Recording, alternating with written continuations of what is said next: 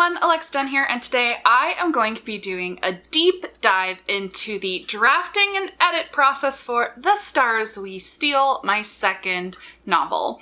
This came out about 6 months ago, and so it is finally time to film this video. I like to give people time to actually read it because this video is going to be full of spoilers. I made the same kind of video for my first book, Brightly Burning, and I will link to that down below, where basically I wanted to give a glimpse inside of the process of what did the first draft look like and how did it evolve over multiple rounds of edits. That first book I wrote before I got an agent with it, revised it, went on sub, revised it again, sold, and then edited it one more time with an editor. Whereas this was my contract book, so from start to finish, this went through my editor at my publisher. She saw the dirtiest draft of this one, and boy if that wasn't embarrassing. And this book went through a lot more changes than Brightly Burning did. I think it's incredibly instructive and interesting to kind of talk about the process for this one, especially because translating this one like from a retelling point of view was a lot harder. I took far more liberties as well, for better or for worse. I know many an Austen fan is mad, but really you're gonna get to see the journey of how this went from a retelling to more of an inspired by remix kind of thing. This book almost broke me. Second books are always hard, but this one was really, really tough, though I'm very happy with the final version. And one reason I do these videos is to show you how the process is worth it, how the coolest ideas and things that just really make the book, they come to at weird times. Sometimes it is on a first draft, but some of the things I like the most in this book, I didn't come up with until my last developmental edit, essentially the third draft. I think some of you will be surprised by some of the things that weren't in the previous iterations of the book. So without further ado, we're just gonna jump right into it.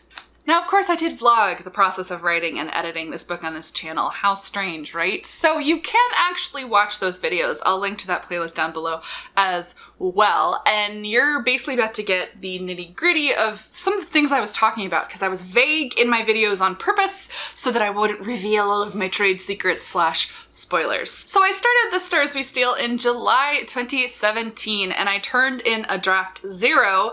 It really was a draft 0, guys-ish, kind of. I guess technically it was a first draft, but it was so close to my 0. If you've watched my 0 draft video, you kind of know what I mean by that. I turned it in on April 1. Like, I finished it on Easter, literally, and turned it in. That draft was 88,000 words, and ultimately the published version of the book is 96,000 words, or about 400 pages. So yes, it did grow over the course of my edits. So what I mean by I feel like I turned in a 0 draft. So July to like January, I wrote at a rather leisurely pace because I didn't have a deadline, because I didn't have an editor anymore. My editor left my publisher in July to become an agent, and I wasn't assigned to anyone until 2018. So I was just kind of working on it, unsure of when I really needed to turn it in, and I think I got pretty close to the middle-ish, but I mean, it did end up being 88,000 words. So you can imagine when I was finally assigned my editor because they hired her, I was given a very tight deadline. And from that tight deadline, I was like, I can't do that. And we landed on April 1st. So from like mid-January to April 1st, I wrote 40 or 50,000 words in what is for me a very short period of time, and it was incredibly stressful. It was leading up to my debut, and in fact I was doing a lot of these dev edits during my debut. My debut like week or 2 was so stressful I actually made myself really, really sick.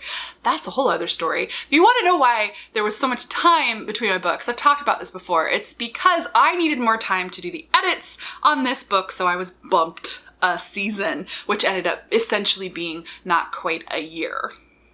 So, getting ahead of ourselves, I mean, stress. Imagine the stress as I go through these changes. So what I mean by draft 0, I got very close to the end, as I have on all of my books, probably 15,000 words from the end, and I didn't know how to end it. We're going to talk about the saga of the ending of this book. So I went back to the beginning to do a quick pass on it before I finished it. So technically I turned in a first draft because I'd done some work on it, but it's certainly one of the messier drafts I've ever written, and you're going to see how much changed. So to give you an idea of how the writing and process of this worked and what I came up with when. So I started out as, this is going to be a persuasion retelling set in my universe. I had to pick new ships and come up with backstory. It takes place about 40 years before my first book, Brightly Burning, and that part was really fun. But as I was developing it and then actually writing it, I used the beats of the persuasion romance as my backbone, much like I did with Jane Eyre.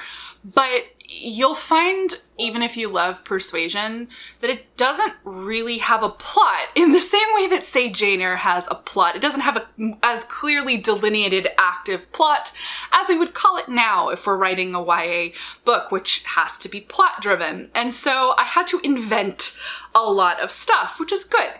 Part of the reason I really love this book so much, I'm really proud of it, is I had to push myself a lot further on it because I did end up straying so much farther from the inspiration. So much like with Brightly Burning, it's a sci-fi. I had to give a romance, a sci-fi-ish central mystery plot. I started out not quite knowing what that was going to be, but I figured it out about 15k in, pretty early in Act 1. That's when I came up with what would be my midpoint turn. So I then got to about 34,000 words, so I was breaking into Act 2 when I figured out who my antagonist was, and you're like, so my midpoint turn and my central conspiracy, well, there are really, Stars of Steel is more than one technically, and that's the thing. So my antagonist is different from the driver of my midpoint turn, and once I had kind of figured out who that was, I mean, if you've read the book, you know this is spoilers, Lind, I figured out Captain Lind at about 34k in, and I did in that taking it from 0 to 1 pass have to add her into the first part of the book. She didn't exist in the first part of the book, but because she did organically come up as a character, it wasn't that hard. She's Klara's mom, captain of the ship.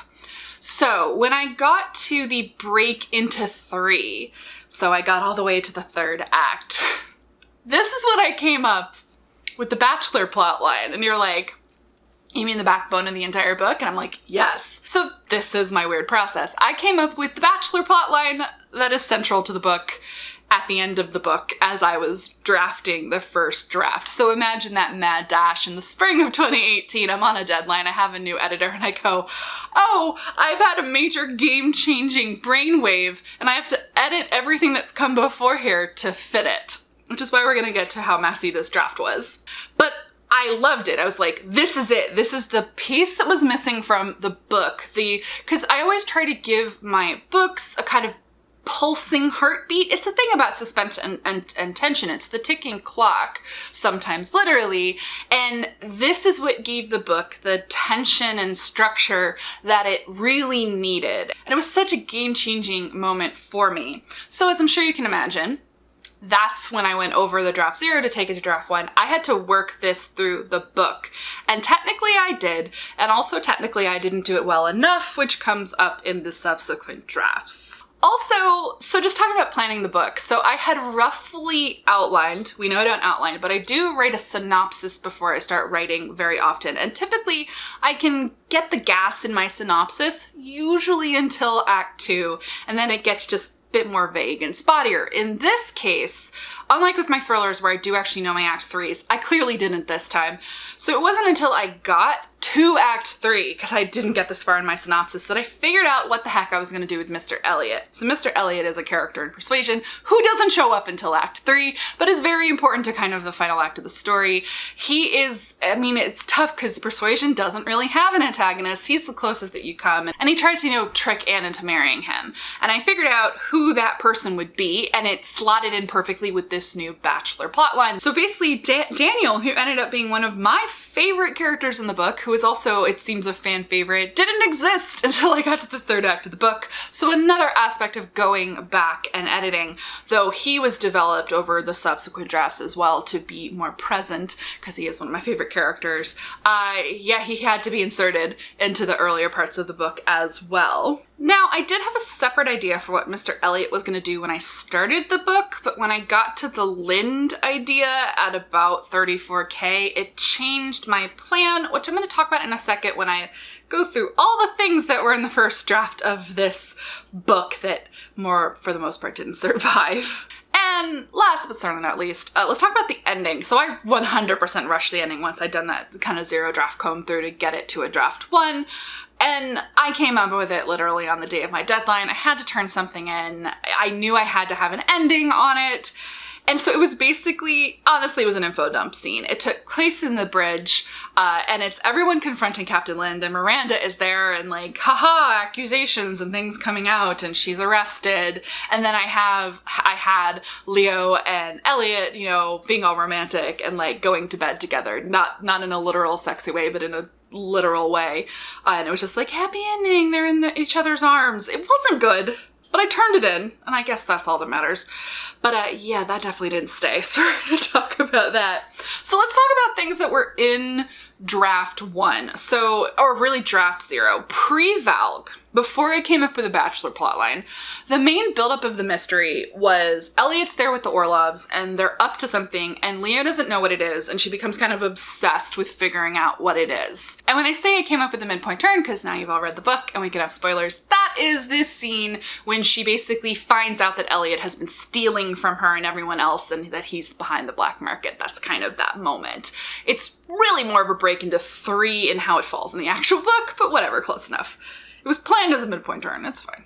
So while there was no technical Bachelor plotline, there was no Valg, there was the plotline that Leo was expected to find someone to marry, to find a husband, and that Elliot was also there to find a wife. There was just no formal event as kind of like a backbone to the story. Also, there were so many dinner parties in the first draft, 4 of them, and we're going to talk about the saga of the dinner parties.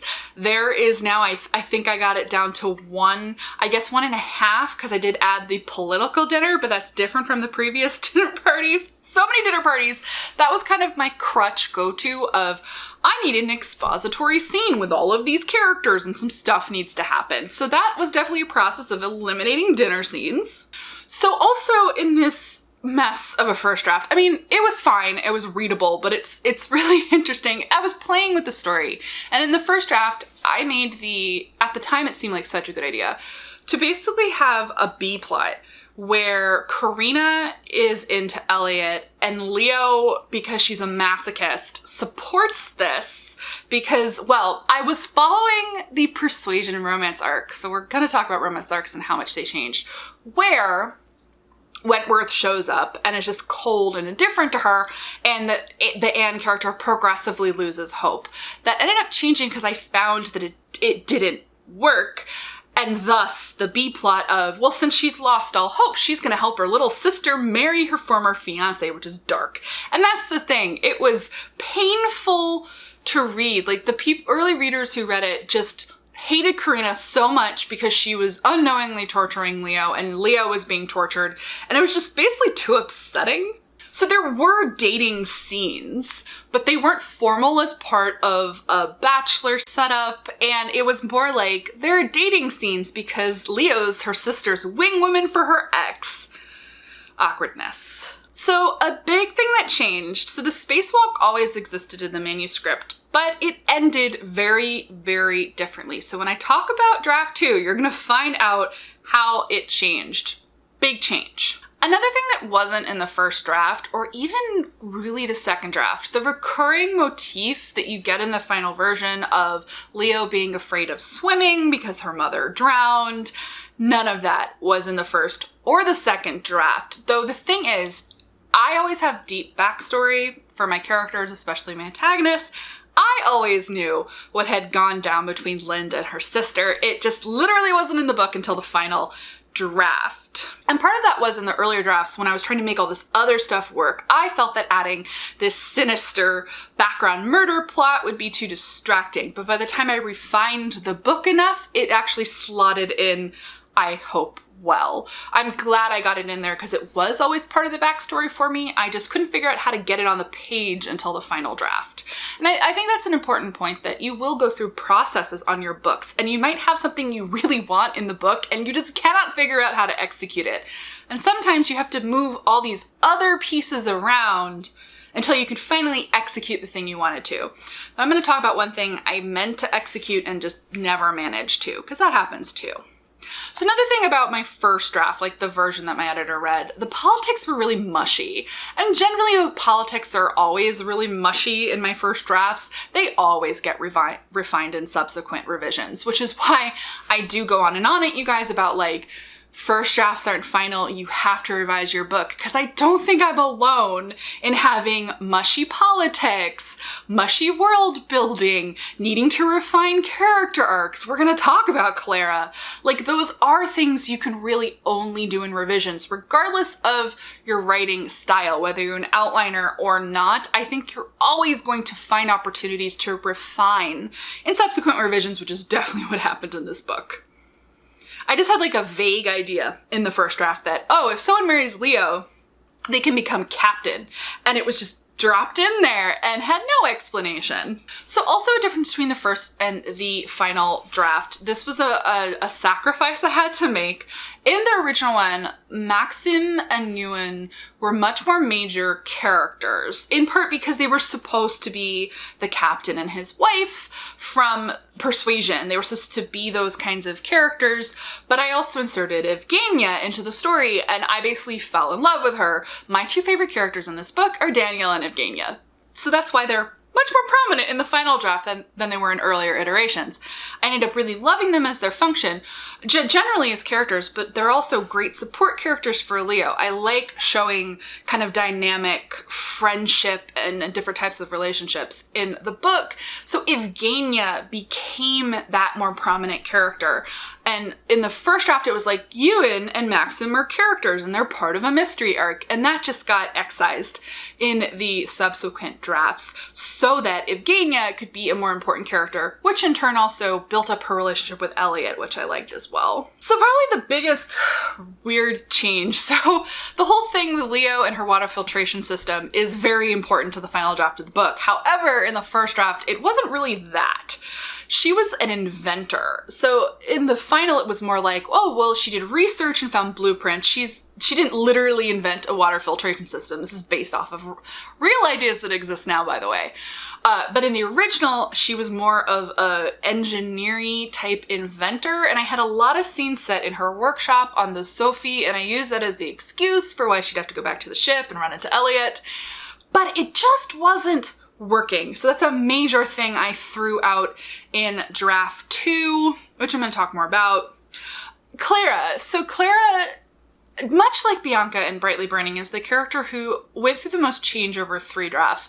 Not even convinced I've totally nailed her, honestly, in the end.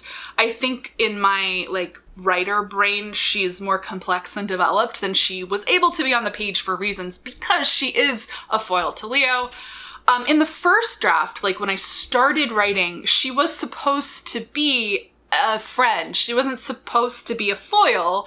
She was supposed to be the character in Persuasion, the family friend who, with the best of intentions, talks Anne out of marrying Wentworth. But as she developed, she did turn into more of a rival because I ended up slotting her in. I basically needed the 2 cousin characters who compete for Wentworth's affection, and it made sense to slot in her sister and her cousin. Thus, Klara had to morph into a dual role as both a person who did persuade her not to marry Elliot, but who also is a romantic rival. And that made her very uneven in the first draft of the book because she's kind of hot and cold. And then I had to she got really mean in the second draft, and then I had to fix it in the third. So I turned all this in on April 1st, and my editor was lightning fast, and I got an edit letter on April 20th, which, yes, was 10 days before my book came out. And I will say the original deadline was bonkers, and I immediately was like, well, I can't do that. I had a lot of work to do, and I knew it. So the main notes in her edit letter had to do with Leo's character agency and Elliot's motivations and the romance arc. So later in the book, I had Elliot say to Leo, it's still in the book, it's just now actually supported by an arc, that he originally came with the intention of making her suffer, that he did want to see her hurt a little bit, the way that she had hurt him, which really is kind of Wentworth's motivation too. He's enjoying it a little at first, and then he's not. But it wasn't supported in the first draft by Elliot's actions. He was also uneven in terms of what are his motivations? And it went side by side with actually making the Valg a real thing in draft 2 of figuring out more about Elliot. I talked about this in my vlogs. I rewrote the romance arc. Well, I rewrote it twice, but I wrote it 3 times. There's one romance arc in the first one, which tries really hard to be religiously similar to Persuasion. And that is the romance arc where your ex shows up, where Elliot shows up, and he's just cold and indifferent, and Leo, my end character, loses hope. And then there's a happy ending. And it didn't quite read because of all of the other plot stuff, but also because it's really, really hard to convincingly, in a modern YA, have 2 characters who basically don't speak to each other to sustain essentially a misunderstanding for an entire book. It's hard. So then the second arc I did, the romance arc on draft 2, I changed it to a hate to love arc, going off of that whole he came to make her suffer thing. And then I rewrote it a 3rd time. It's fine. But one of my editor's notes when we were working on draft 2 is that she needed a greater sense of why Leo and Elliot should be together. She wanted a lot more connection in their scenes together. She wanted a greater sense of why they were in love before and why they should be together again. And that's why I couldn't do that whole distant and cold thing consistently, because it's really hard to kind of establish those connections that way. And so I did hate to love, and what survived into the final draft. So the final draft, it's more like they're annoyed at each other at first. She apologizes, he apologizes. They learn to become friends again, and then they fall in love again. That's the final arc, because I had to kind of build that connection so that the reader would really root for them. But essentially every single major romantic scene between Leo and Elliot, just imagine me rewriting it 3 times or writing it 3 different ways. And that's a thing, like when you are revising, it's all about ripples. So emotional ripples, especially the first argument or conversation they have at the concert created ripples for every subsequent romantic interaction. And I rewrote that I wrote it one way and then I rewrote it twice, because it had to kind of, the thing with character and character consistency is it has to be emotionally consistent. The way that someone comes into an interaction, reacts in an interaction, and then comes out of an interaction to go into the next one, it has to feel emotionally authentic and organic. And that's why I had to rewrite every single major romantic scene in retooling the romance arc, so that it, I couldn't leave a later one if I'd really changed an earlier one, because, you have to think about what the character is going to remember and the feelings that they're going to touch on. So but in fairness, I kind of enjoy those kinds of revisions, so it all worked out. But just to give you a view into the kind of revisions that I did. Okay, so another major change, and this is a very normal major change, by the way, another thing to reassure you, when you're first drafting, at least I have found this, in the beginning, you're telling yourself the story and you're figuring out setting and you're figuring out characters. This could be a Plancer thing. I do it on every book though. And you're inevitably gonna have scenes and chapters that become filler. They're not filler when you write them. They serve a function when you write them, but you have to be able to look at them when you're done and go, that's not doing anything. That's not very interesting. That's not building tension. So my second chapter was a very basic bitch party scene. She'd seen Elliot already and they'd had a cold interaction, and you had the tension there, but then it's like there's a ball, they're at the party and there's dancing, and she goes to bed, and it just wasn't doing anything, which is why I changed it to revolutionaries crash the party. There's a speech with Captain Lind, because now Captain Lind was properly threaded through the book. In draft 2, I really got her better threaded, even more in the final draft. But here's the thing. In the second draft, I went big. I went really big.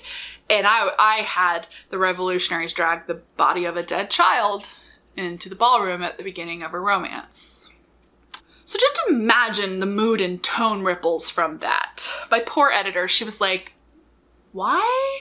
I had trouble recovering from the mood and tone ripples of that. I tried to have like a scene where Leo does appropriately emotionally react to it, but just stick a pin in that, because that did end up changing. I mean, if you've read the final, you know what it changed to. So as part of this though, I firmed up the politics on this draft. The politics of the wider fleet, thinking about what they would be at that time and how I wanted to demonstrate them in the text itself, knowing what was coming in Brightly Burning. Published first takes place later because I knew where I had to push the fleet politically, and I also knew that firming up the politics, not only on the ship and how the ship worked, but more broadly, would better tee up and line up Elliot's twist with the black market, as well as Leo's response to it and what I was trying to say. So I consciously worked on that, including in how I built up the revolutionaries. And by the way, I know Freiheit is like the most basic bitch German name for a revolutionary group, but like I was like, there's so many dystopians and they all blur together, and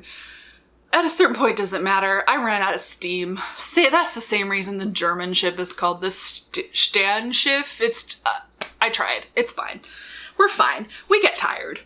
But another important thing of firming up the politics in this draft, because the Valg was now a thing, and I was going to more directly, because it's structured like The Bachelor, have men throwing themselves at Leo and having Leo not like it or trust it because of this political thing. And so I just firmed up the whole idea that the way that it works on this particular ship, because I was just thinking of royalty, you can only be the captain if you are in this particular powerful family, and that's why people wanted to marry her as like a sideways way into power. You can only run for election to be captain if you were connected to this royal family, essentially. So that's how I've definitely firmed it up a bit. Now, to address my editor's agency note, I ended up playing kind of Leo's not wanting to be auctioned off like a prize cow, to have to marry for money, and also possibly marry someone who was going to use her for political gain, against her trying to find any other way to save her family and her ship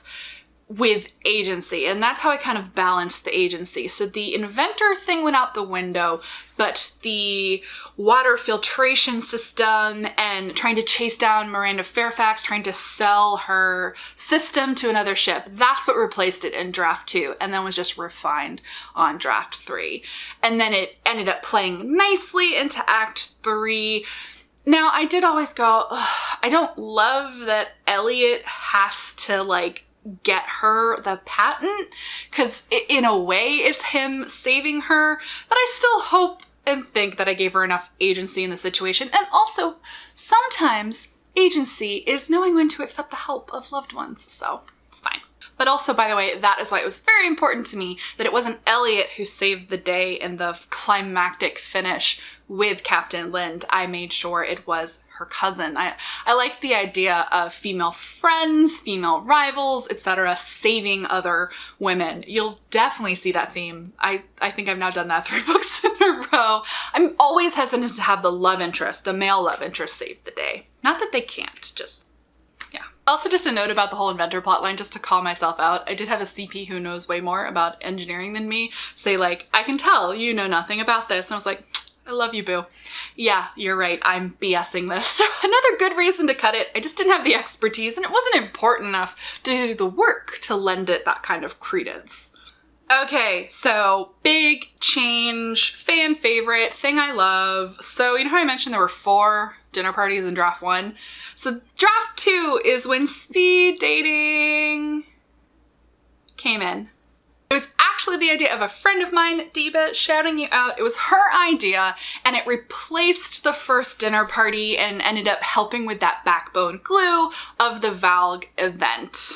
But in draft 2, I was basic AF, and it was a very analog version of speed dating. I had them in a ballroom, in chairs, sitting across from each other, just because the only time I've done speed dating, that's how it was, because that's how we do in-person speed dating.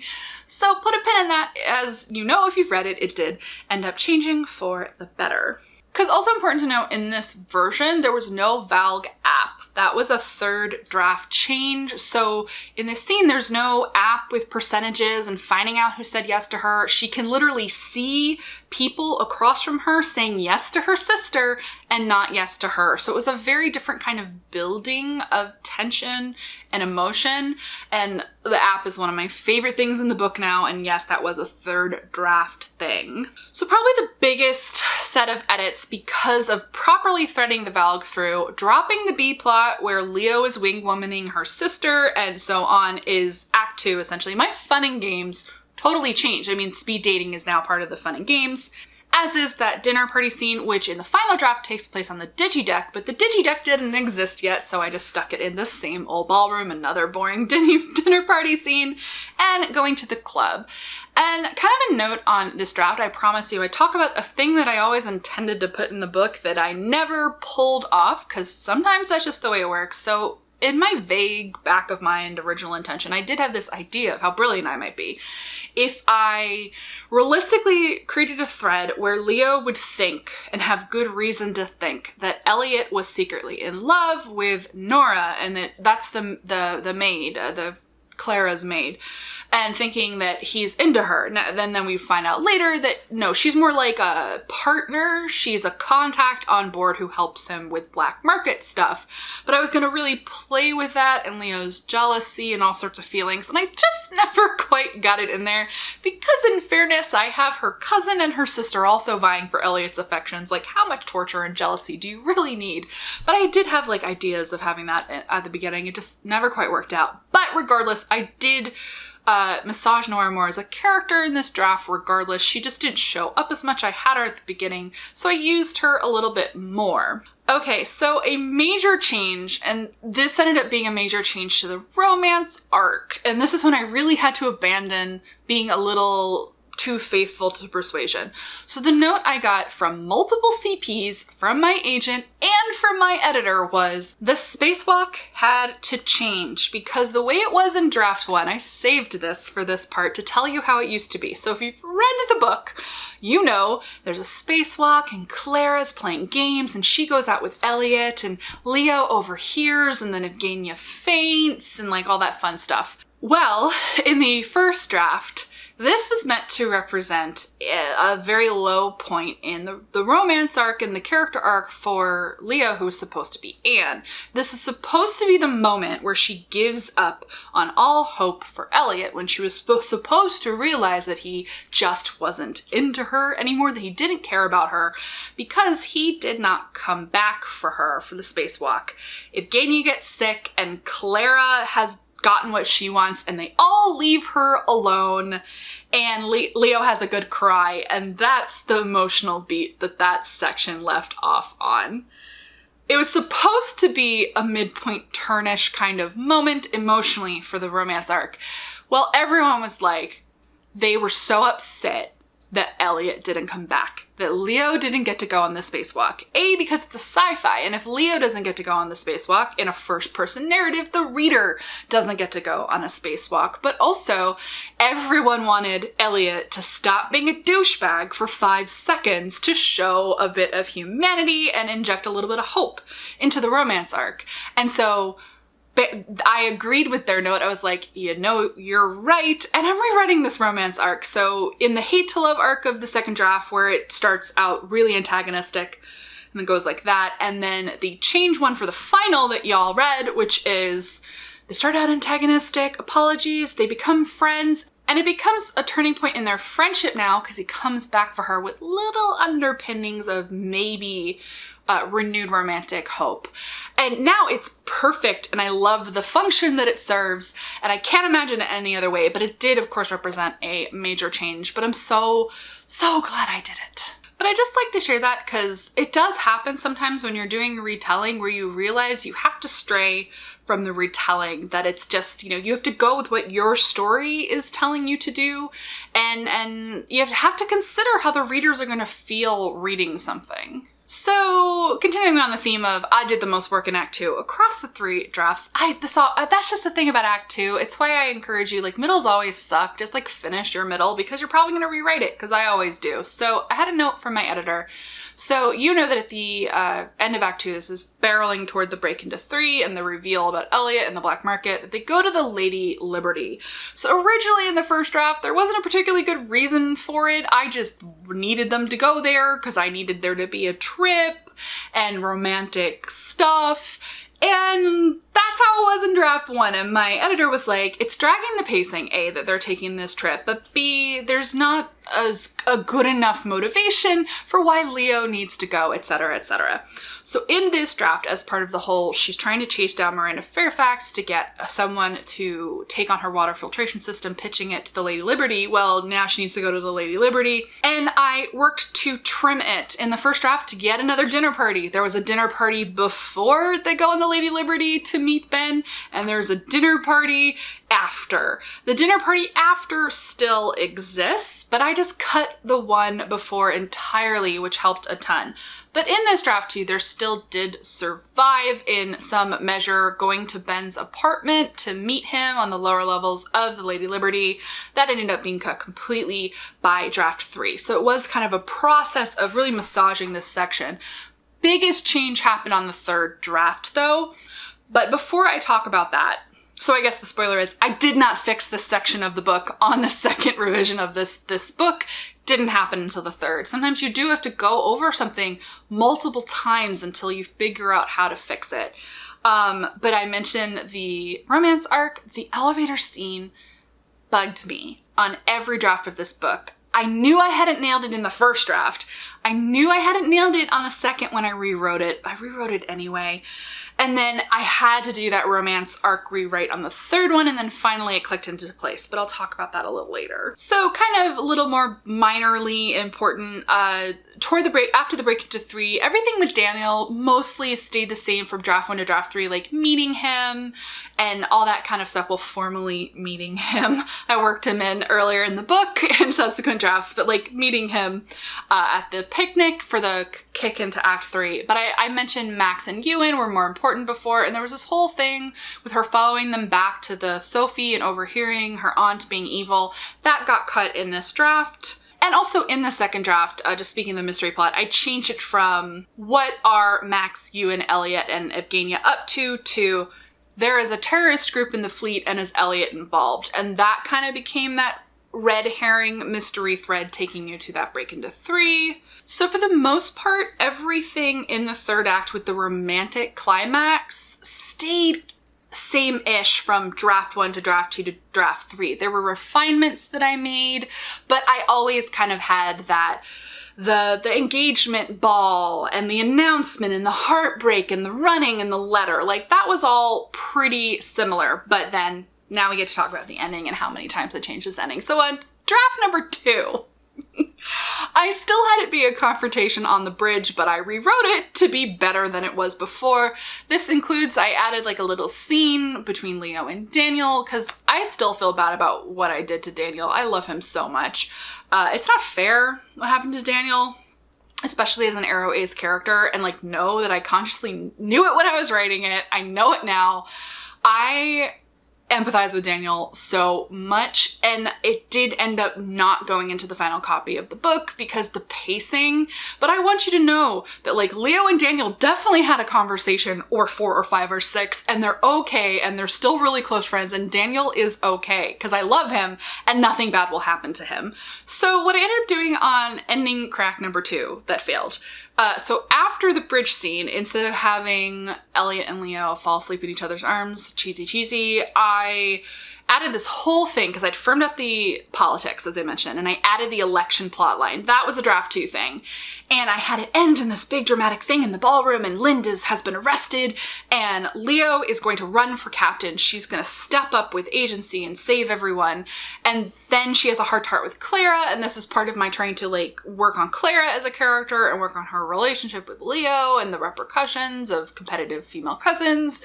And I have Leo realize it's Klara. Like this, Klara deserves this. Her mother didn't believe in her, but I believe in her. I believe in the good in my cousin. You do it, Klara. And it was supposed to be like female empowerment, rah rah. And then it ended with like just a cheesy romantic scene with Elliot and Leo. I think I had them like go outside the ballroom. I don't even remember anymore. But that ending didn't work either, but it was better than the first one. It's like baby step improvements. So I turned in this revision on July 9th, 2018, and my editor, again lightning fast, got me edits back on July 27th. And this is when we headed into the final dev edit. Like she and I talked, and it's like it needs one more pass, and like we set a deadline for copy edits, and it was real. So I headed into this final edit, and I'm just gonna try to, I've already touched on some of the things that changed for the final, but I'm gonna try to run through these really, really fast.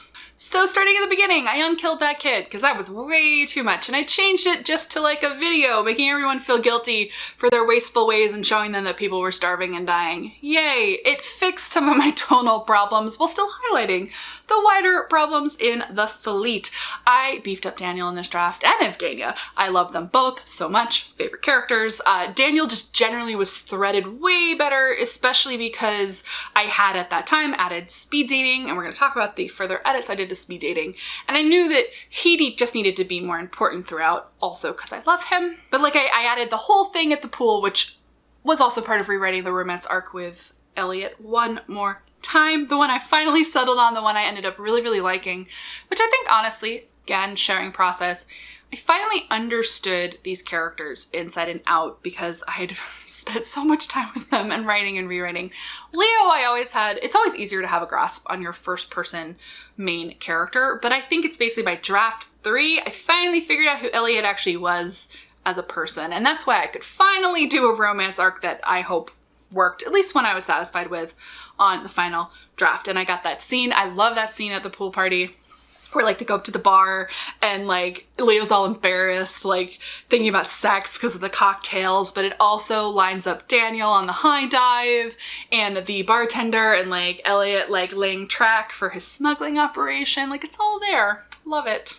I already talked about like kind of how I rewrote the romance arc, and then the next major change that fed into this was I totally rejigged speed dating. My brilliant editor, who was very, very smart, said, this is a sci-fi book and you have them sitting in chairs across from each other in a room. Like, you can do better. And she was right. And so that is how I came up with the Digi deck and separate compartments and virtual dating and AI and the Valg app. And those are now 2 of my favorite things in the book. I mean, generally threading the tech aspect through, I'm like, I'm a sci-fi writer. Like, smart. Sometimes it takes a couple drafts, guys.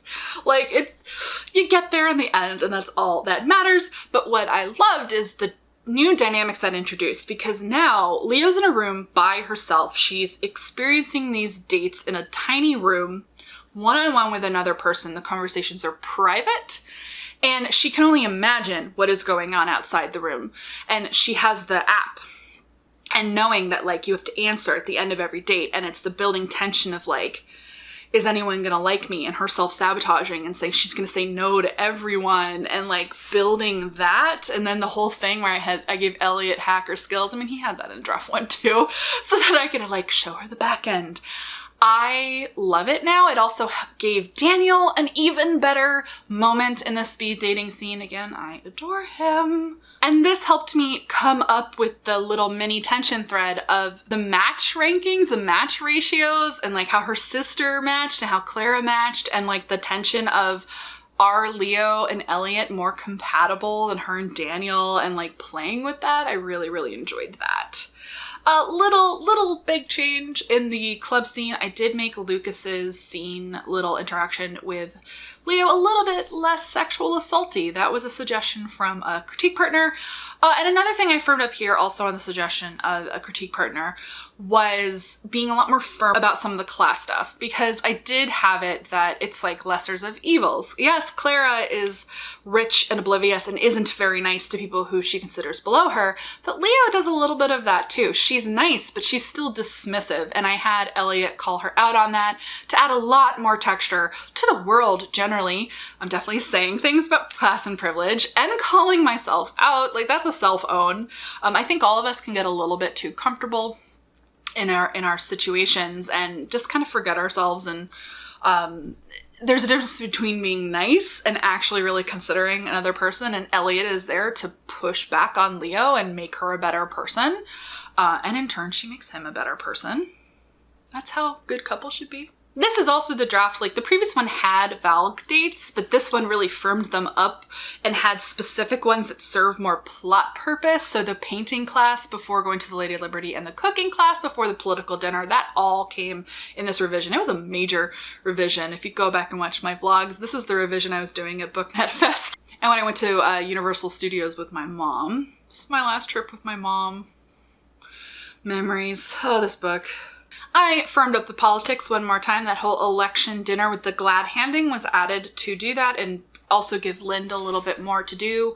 So this is when I finally fixed the end of Act 2 and the Lady Liberty. So as I mentioned, sometimes it just takes a couple versions until you actually figure out what the heck you're gonna do. So as I mentioned, I cut the first dinner party and just had them go onto the ship. And this is when I went, okay, I entirely cut the whole, we're gonna go down to the bottom level of the Lady Liberty to where Ben lives and meet him. I just cut that. I rewrote the tension in the elevator scene, because now, remember, we're on a building friendship arc now. We went from hate to building friendship to love. And so Elliot is being nice and Leo is open to that. So he goes with her to Miranda Fairfax's office. It's more opportunities for building romantic tension. And then we go off of this to sexy Marco Polo. So this was my brainwave in the Lady of Liberty section. I replaced a dinner party with this. I had so many dinner parties. The main thing, I thought about the function of the dinner party. So this is my advice for you when you feel like you have a scene that's stale and you know that you can do more. The function of the dinner party was to make Leo feel terrible. That's the function of so many of these scenes. To give her feelings, to have her experience jealousy, and it's supposed to be, it functioned differently in the original version of the dinner party, but Leo was supposed to get so upset with something with Elliot and Klara that she leaves the table and cries. And this is how Karina realizes there was something more because Leo never told her sister. And this is supposed to be the moment where Karina realizes her sister's in love with him and she can't go after Elliot because she loves her sister far more than she loves her crush on Elliot, and it's sisterly and it's wonderful. So I changed it completely to sexy Marco Polo. So you got a bit more of active like sexual tension between Leo and Elliot. You have that moment in the pool of them touching and him doing something nice for her. But then Karina, like it's a much bigger Karina meltdown moment. She's the one that cries and it's Leo comforting her, and them it still leads to a heart-to-heart, but I completely changed all the context and I love it. So from there, again, the third act, most of the romantic climax stayed the same. So then I rewrote the ending again. So let's talk about this. So I mentioned that in my mind, I always knew that Captain Lind killed her sister. She's a dark person. But it wasn't in the book. I couldn't figure out a way to get it into the book. It felt like it would kind of take the reader out of what it was before, to have this whole side plot with murder, but I was able to organically work it into the third draft. It now made sense because of all the other changes that I made. I had given the book a sound enough structure with the valg and rewriting the romance arc, etc., that I was able to work this in to build to this fun climax scene where, yeah, I went full Bond villain, I'm sorry. The big confrontation at the pool, where Leo thinks she has figured everything out, and then it's so much worse than she thinks, and she gets in over her head, literally, and she almost dies. And so it's more of a big, dramatic antagonist climax. I was able to avoid this is a different kind of talky scene, I guess, with Lind, alone with Leo, which is a little bit more satisfying in terms of payoff. But instead of having my entire cast of characters on the bridge in front of Miranda Fairfax basically getting Lynn to confess, it just functionally works, I think, better in this new version. It's a lot soapier. I went full soap. And then it brings us to our epilogue. So actually, right after that, I did reinstate the whole Leo and Elliot together on the Sophie kind of like falling asleep together. I did bring it back, but rewrote all the context. And then I wrote my epilogue. I love the epilogue. I know epilogues aren't for everyone. I know the epilogue is very short. It's very pat. I cover a lot of information in a short period of time.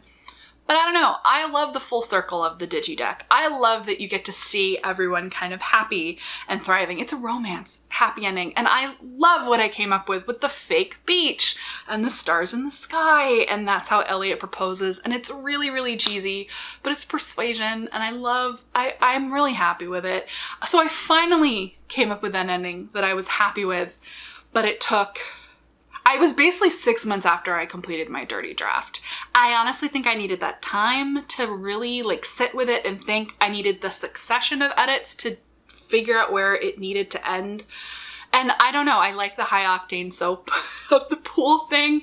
I'm terrified of drowning. So I basically put my own fear into the book, and I think that makes it more exciting.